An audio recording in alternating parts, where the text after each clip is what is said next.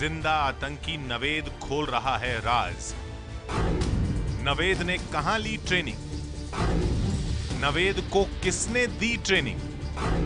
कहां से हुआ भारत में दाखिल? कैसे हुआ भारत में दाखिल?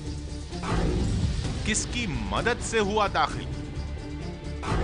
आतंकी नवेद सीमा पार रची गई साजिश के खुलासे कर रहा है।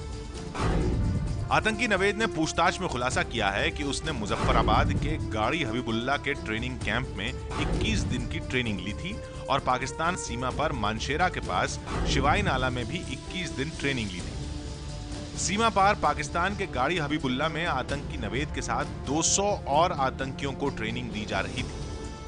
लश्कर ने नावेद को अपने गाड़ी हबीबुल्ला के कैंप से ही कश्मीर भेजा था। इसी गाड़ी हबीबुल्ला कैंप में नावेद की मुलाकात लश्कर प्रमुख हाफिज सईद के बेटे ताला सईद से हुई थी।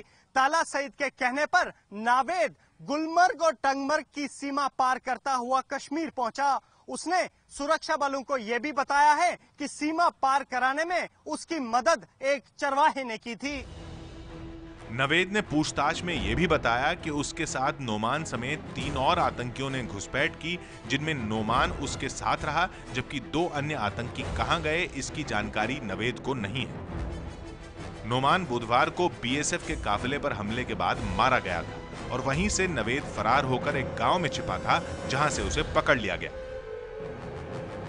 इस ट्रेनिंग के दौरान नावेद ने AK-56, AK-47, ग्रेनेड और आईडी चलाना सीखा था। कश्मीर में 45 दिन रहने के दौरान नवेद ने अपना अधिकतर समय लश्कर के आतंकियों के साथ और जंगलों में बिताया। कश्मीर में उसकी मुलाकात लश्कर के कमांडर अबू कासिम से भी हुई थी।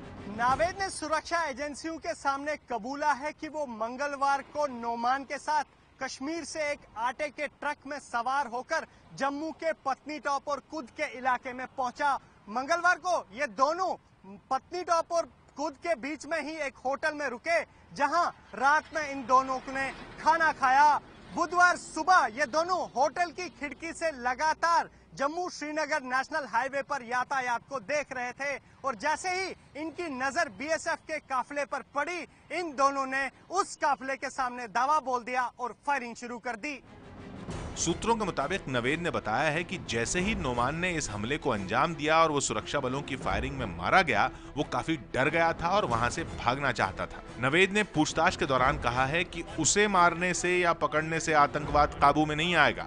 आतंकवाद को मिटाना है तो सीमा पार बैठे कमांडरों को काबू करना चाहिए।